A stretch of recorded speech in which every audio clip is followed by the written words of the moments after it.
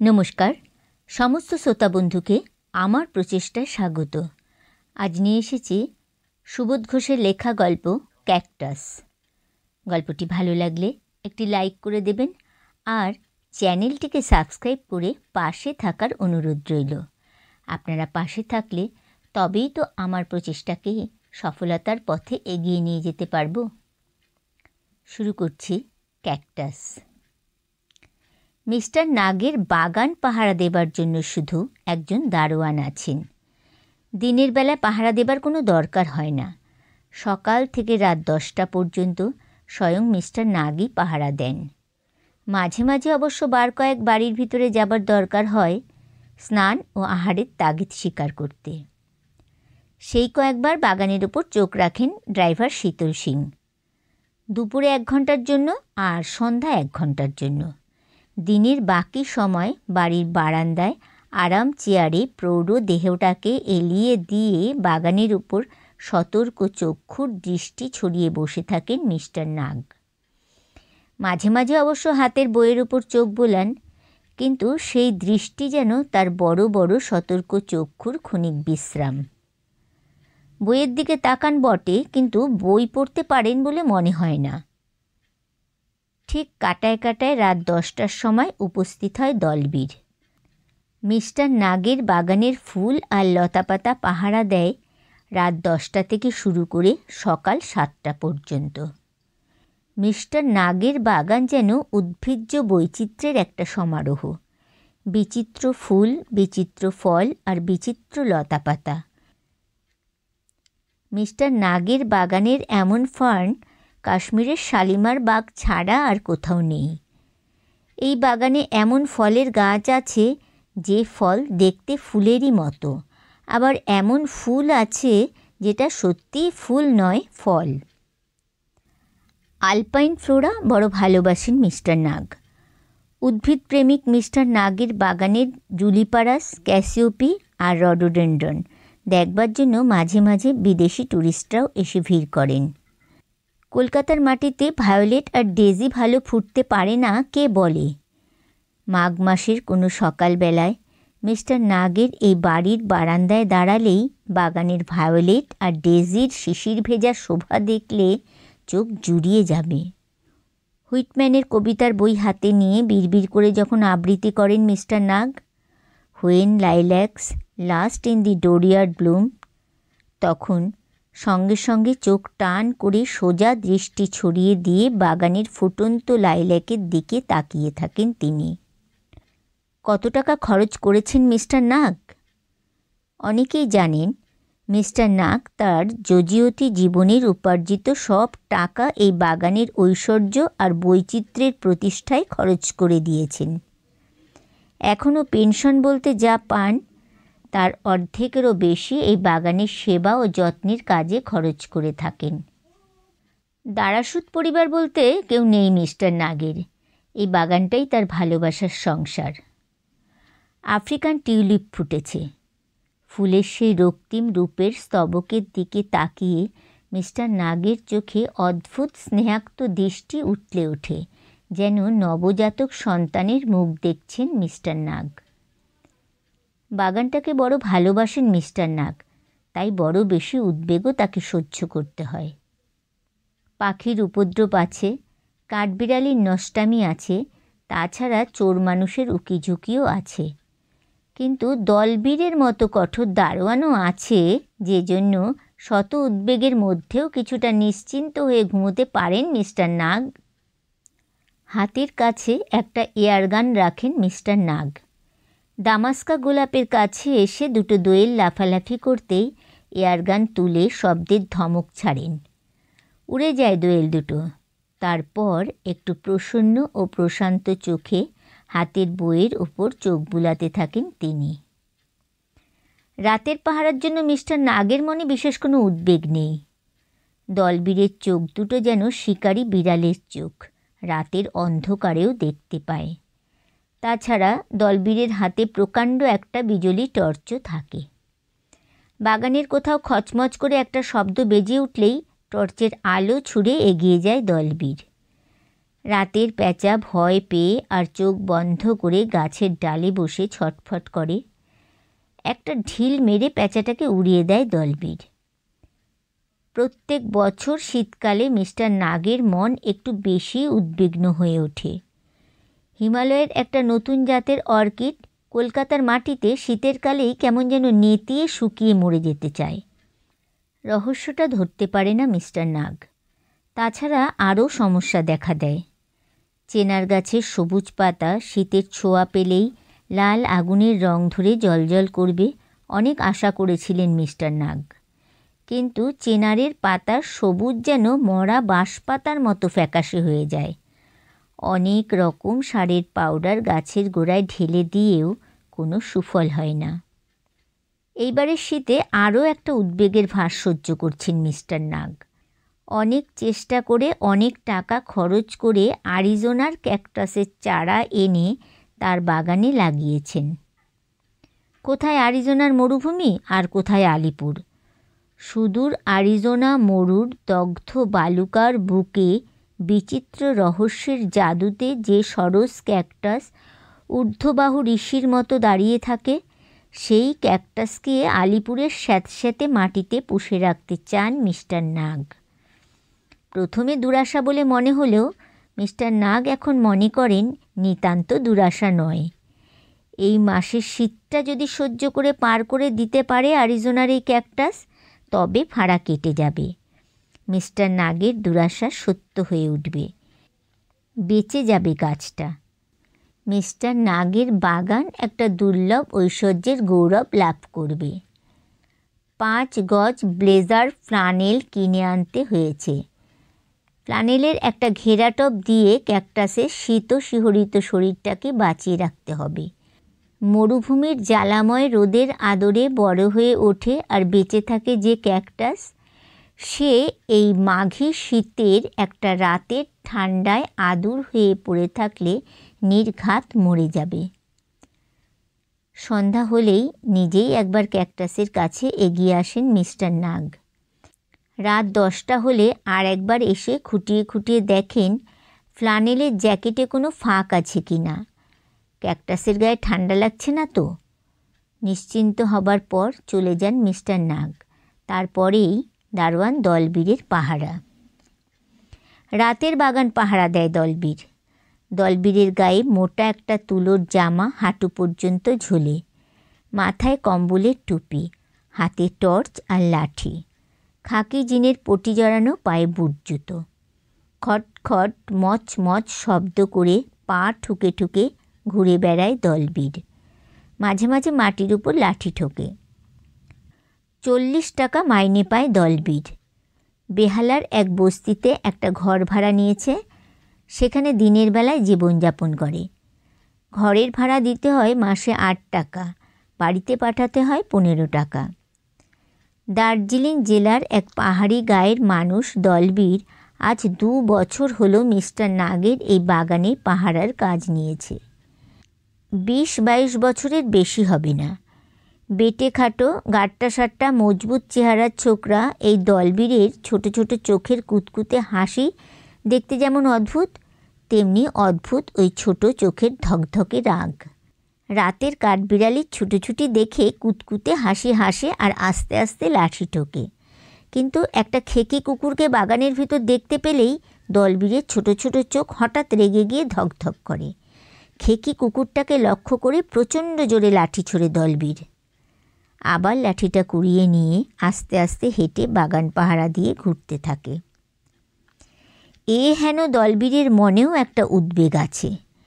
দূরে দার্জিলিংয়ের এক পাহাড়ি গায়ের ঘরে এখন এই শীতের রাতে ঠকঠক করে কাঁপছে না তো দলবীরের মা বুড়ি? আগুন আছে তো ঘরে? কয়লা কেনবার জন্য, আগুন পোহাবার কাঠ কেনবার জন্য মা বুড়ির নামে গত মাসে 5টা টাকা বেশি পাঠিয়েছে দলবীর। কিন্তু মায়ের চিঠিতে দাবি ছিল এ মাসে যেন 10টা টাকা বেশি পাঠানো হয়। একটা কম্বল দরকার হয়ে পড়েছে মা বুড়ির। মাত্র 5 টাকা বেশি পেয়ে নিশ্চয়ই রাগ করেছে মা বুড়ি। কম্বল কিনতে পারেনি নিশ্চয়ই। কাঠের আগুন পুড়ে পুড়ে ছাই হয়ে গিয়েছে, তবে কি এখন ঘরের ভিতর হিমেল রাতের ঠান্ডায় ঠকঠক করে কাঁপছে আর ঘুমোতে পারছে না মা বুড়ি? ঠিকই তো, একটা কম্বল গায়ে জড়াতে না পারলে ঘুমই বা কী করে হয়? কিন্তু টাকা চাইলেই টাকা আসে না, এইটুকু বোঝে না কেন মা বুড়ি? রাগ করে জোরে জোরে হাঁটতে থাকে দলবীর। মাটির উপর জোরে জোরে লাঠি ঠোকে। হেই, খবরদার! বাগানের পাঁচিলের দিকে তাকিয়ে একটা গর্জন ছাড়ে দলবীর। এটাও দলবীরের এই বছরের শীতের রাতের জীবনের একটা নতুন উদ্বেগ। লোকের বাগানে ঢুকে লাউ কুমড়োর পাতা পটপট করে ছিঁড়ে নিয়ে পালিয়ে যায়, না বলে কয়ে লোকের পুকুরে নেমে শাপলা তোলে, আর জলার আশেপাশে ঘুরঘুর করে কচুর ডাঁটা ভাঙে যে বুড়িটা, সেই বুড়িটা মিস্টার নাগের এই বাগানে উকি দিয়েছে। গর্জন করে শাকবুড়ির মুখের ওপর টর্চের আলো ছড়ে দলবীর। বুড়িটা টুপ করে মাথা নামিয়ে নেয় আর পাঁচিলের কাছ থেকে হন হন করে হেঁটে প্রায় এক দৌড়ে পালিয়ে যায়। বাগানের ফটকের গেট বন্ধ থাকে। ফটক দিয়ে কোনো চোরের পক্ষে ভেতরে ঢোকবার সাধ্যে নেই। শাকবুড়িটাও ফটকের কাছে এসে উকিঝুঁকি দেয় না। 4-5টা থানিট নিয়ে এসে পাঁচিলের গায়ের সঙ্গে থাক দিয়ে পর পর উঁচু করে সাজায়। তারপর সেই ইটের ঢিপির ওপর উঠে পাঁচিল টপকাবার চেষ্টা করে, কিন্তু পারে না। দলবীরের সতর্ক চক্ষুর দৃষ্টি আর কঠোর পাহারার গর্জনের জন্যই পারে না। রোজই সকালে পাঁচিলের বাইরে গায়ের সঙ্গে লাগানো ইটের ঢিপিটাকে ভেঙে ইটগুলিকে তুলে নিয়ে আসে দলবীর। শাকবুড়ি বুড়ি হলে কি হবে, ভয়ানক চতুর চোর, আর বেশ মজবুত চোর, বেশ জেদি চোরও বটে। দলবীরের গর্জন শুনে ভয় পেয়ে পালিয়ে গেলেও পরের রাতে আবার ঠিক এসে পাঁচিলের উপর দিয়ে মুখ তুলে বাগানের দিকে তাকায়। রাতের বেলা চুপ করে পালিয়ে যায় বটে শাকবুড়ি, কিন্তু দিনের বেলা একেবারে মুখর হয়ে প্রতিশোধ তোলে। দুপুরবেলা বেহালার বস্তির সেই ঘরের দরজার কাছে বসে যখন বিড়ি টানে দলবীর, ঠিক তখনই শাকবুড়িটা কোথা থেকে এসে দলবীরের ঘরের দরজার কাছে দিয়েই গালাগালি দিতে দিতে চলে যায়। মুখ পোড়া রেতের ছুঁচো, পেতের বেটা প্রেত, রাত জেগে তোর কোন বাপের মাথা পাহারা দিস রে হতভাগা? তুমকো হাড্ডি তোড় দেগা চোট্টা বুদ্ধি। রাগ করে চেঁচিয়ে আর লাঠি হাতে নিয়ে শাকবুড়ির দিকে তেড়ে যায় দলবীর। বস্তির লোকেরা হা হা করে ওঠে। করো কি দলবীর? ও বুড়ির কথায় রাগ করে লাভ নেই, বড় ভয়ানক বুড়ি, ওকে মেরে ফেললেও গালাগালি দিতে ছাড়বে না। লোকের কথায় আর অনুরোধে রাগ সামলে নেয় দলবীর। এই চোর শাকবুড়ির উপদ্রবের জন্য রাতের পাহারার মধ্যে একটা মিনিটও নিশ্চিন্ত হতে পারে না দলবীর। কে জানে কখন কোন ফাঁকে পাঁচিল টপকে বাগানের ভিতর ঢুকে পড়বে, আর কোন ফল, কোন ফুল বা লতাপাতা উপড়ে নিয়ে পালিয়ে যাবে। হয়তো সাহেবের 1000 টাকা ক্ষতি হয়ে যাবে। রাগে দুঃখে পাগল হয়ে যাবেন সাহেব, আর বোধহয় দলবীরকেও ক্ষমা করতে পারবেন না। দলবীরের চাকরি খতম হয়ে যাবে। মচমচ খট খট জুতোর শব্দ বাজিয়ে আর লাঠি ঠুকে ঠুকে ঘুরতে থাকে দলবীর। মাঝে মাঝে পাঁচিলের ওপর টর্চের আলো ছুঁড়ে দেখতে থাকে। যদিও আজ টর্চের আলো ছোড়ার খুব বেশি দরকার হয় না। ছোট একটা চাঁদ ভাসছে আকাশে। কুয়াশা আর চাঁদের আলো একসঙ্গে গলে গিয়ে বাগানের উপর লুটিয়ে পড়েছে। মনে হচ্ছে চোর শাকবুড়িটা আজ আর আসবে না। তবু সাবধান থাকে দলবীর। শাকবুড়ি বড় চোর। 1 মিনিটের জন্য দলবীর আনমনা হয়ে পড়লে হয়তো সেই সুযোগে বাগানের ভিতর ঢুকে পড়বে আর লতাপাতা ছিঁড়ে নিয়ে পালিয়ে যাবে শাকবুড়ি।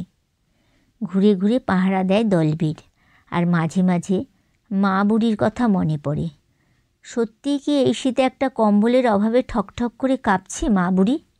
কারো কাছ থেকে 5টা টাকা ধার নিয়ে কম্বলটা কিনে ফেললেই তো হয়। মা বুড়ির এতটুকু বুদ্ধিও নেই, পারে শুধু ছেলের উপর রাগ করতে। চমকে ওঠে দলবীর। সত্যি মা বুড়ির কথা ভাবতে গিয়ে আনমনা হয়ে গিয়েছিল দলবীর, আর সেই সুযোগে চোর শাকবুড়ি পাঁচিল টপকে বাগানের ভিতর ঢুকে পড়েছে। ওই তো একটা চতুর ছায়ার মতো বাগানের আরও ভিতরের দিকে এগিয়ে চলেছে বুড়ি। এতদিনে সুযোগ পেয়েছে দলবীর। চোর শাকবুড়ির গালিগালাজের সেই ভয়ানক মুখরতা শোধ তুলবে দলবীর। বুড়ির গলা টিপে ধরে হ্যাচড়াতে হ্যাচড়াতে টেনে নিয়ে এসে হাঁক দিয়ে সাহেবকে ডাকতে হবে, আর পুলিশ আসবার পর বুড়িকে পুলিশের হাতে একটা ধাক্কা দিয়ে ঠেলে দিতে হবে। আস্তে আস্তে পা টিপে টিপে শিকারী বেড়ালের মতো যেন একটা চতুর ইঁদুরকে ধরবার প্রতিজ্ঞা নিয়ে এগিয়ে যেতে থাকে দলবীর। ছোট ছোট কুতকুতে চোখে রাগের জ্বালা ধকধক করে। থমকে দাঁড়ায় দলবীর। চোখ কাঁপে দলবীরের, সেই সঙ্গে বুকটাও কাঁপে। এ কি করছে চোর শাকবুড়ি? ফুল ছিঁড়ল না, পাতা ছিঁড়ল না, একটা লতা ধরে টানও দিল না। কি চমৎকার শিম ধরেছে, সে শিমের মাচার দিকে একবার তাকালোও না। মিস্টার নাগের স্বপ্নময় স্নেহে ও আদরে লালিত সেই ক্যাকটাসের কাছে এসে দাঁড়িয়েছে শাকবুড়ি। বুড়ির শাড়ির আঁচলটা এই ফিকে চাঁদের আলোতেও বেশ ভালো করে দেখা যায়। বুড়ির গায়ে জড়ানো আঁচলের একটা ছেঁড়া হাঁ করে যেন ঠক ঠক করে কাঁপছে। রাতের কনকনে শীতে বুড়ির কাঁধটা কুঁকড়ে গিয়েছে। ক্যাকটাসের গায়ের গরম ব্লেজার ফ্লানেলের ঘেরাটোপের গায়ে হাত দেয় বুড়ি। একটা টান দিতেই ঝুলে পড়ল 5 গজ ফ্লানেলের টুকরোটা। কোনো ব্যস্ততা নেই। আস্তে আস্তে বেশ আয়েশ করে সেই ফ্লানেলটা নিজের গায়ে জড়িয়ে নিয়ে ব্যস্ত হয়ে পাঁচিলের দিকে তাকায় বুড়ি। গাছের আড়ালে চুপ করে দাঁড়িয়ে দেখতে থাকে দলবীর। যেন কোনো শব্দ না হয়, বুড়ি যেন একটুও টের না পায়। দলবীর দম বন্ধ করে দাঁড়িয়ে থাকে। ভয় করছে দলবীরের। দলবীরের ছায়া দেখতে পেলে বুড়ি নিশ্চয়ই গরম কাপড়ের এত বড় টুকরোটাকে ছুঁড়ে ফেলে দিয়ে ছুটে পালিয়ে যাবে। নড়ে না দলবীর। দলবীরের লুকোনো ছায়ার প্রায় গা ঘেঁষে চলে গেল শাকবুড়ি। কখন যে পাঁচিলটা টপকে চলে গিয়েছে শাকবুড়ি জানে না, লক্ষ্যও করেনি দলবীর। নগ্ন দেহ ক্যাকটাসের কাছে আস্তে আস্তে এগিয়ে এসে চুপ করে মহা ভয়ে ভীরু অপরাধীর মতো দাঁড়িয়ে থাকে। আর একবার চমকে ওঠে দলবীর। বাড়ির বারান্দায় আলো জ্বলে উঠেছে।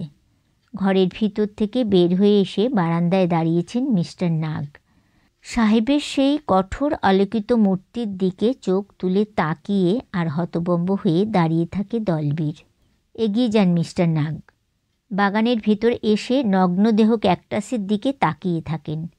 তারপরই দলবীরের সেই হতভম্ব ভীরু চেহারাটার দিকে তাকিয়ে গর্জন করেন, তুম চোর হ্যায়। নেহি হুজুর। দলবীরের কুতকুতে চোখ ছলছল করে ওঠে। চুপ, হাম সব দেখা হয়। ওপরতলার জানলার কাছে দাঁড়িয়ে আমি সব দেখেছি। নীরব হয়ে মাটির দিকে তাকিয়ে থাকে দলবীর। ও বুড়ি তোমারা কন হ্যায়? আবার গর্জন করেন মিস্টার নাগ। কোন বুড়ি হুজুর? যে বুড়িকে তুমি ফ্লানেল নিয়ে চলে যেতে দিলে। ও বুড়ি হামারা কই নেই হুজুর। ঝুট মত বলো। আমার চোখ 25 বছরের পাকা জজের চোখ হ্যায়, আমি সব বুঝতা হ্যায়। আপ ক্যা সমঝা হুজুর? ও বুড়ি নিশ্চয়ই তোমারা মা হ্যায়। হাঁ হুজুর, চেঁচিয়ে ওঠে দলবীর। ছোট ছোট কুতকুতে চোখে যেন একটা জ্বালা ধকধক করতে থাকে। কিন্তু আজ রাতে শীতে আমার ক্যাকটাস যে মরে যাবে রে চোর। নেহি মরেগা হুজুর। চুপ, যাও এখনই দৌড়ে গিয়ে আমার ক্যাকটাসের ফ্লানেল ফিরিয়ে নিয়ে এসো। নেহি হুজুর। কেউ নেহি। আমার ক্যাকটাসকে তুমি খুন করতে চাও? নেহি হুজুর। বলতে বলতে চট করে একটা টান দিয়ে নিজের গায়ের তুলোর জামাটা খুলে ফেলে দলবীর। আস্তে আস্তে খুব সাবধানে আদরে আর যত্নে বিচলিত অদ্ভুত আগ্রহ নিয়ে তুলোর জামা দিয়ে কচি ক্যাকটাসের গা ঢাকা দেয় দলবীর। তারপরই চেঁচিয়ে ওঠে দলবীর, হাম और नौकरी नहीं करेगा হুজুর। কিন্তু তুম তো চোর হ্যায়, তোমার সাজা দরকার। চেঁচিয়ে ওঠেন প্রাক্তন জজ ও বর্তমান উদ্ভিদ প্রেমিক মিস্টার নাগ। দলবীরও চেঁচিয়ে ওঠে, বহুত ঠিক হ্যায়, পুলিশ বোলাইয়ে হুজুর।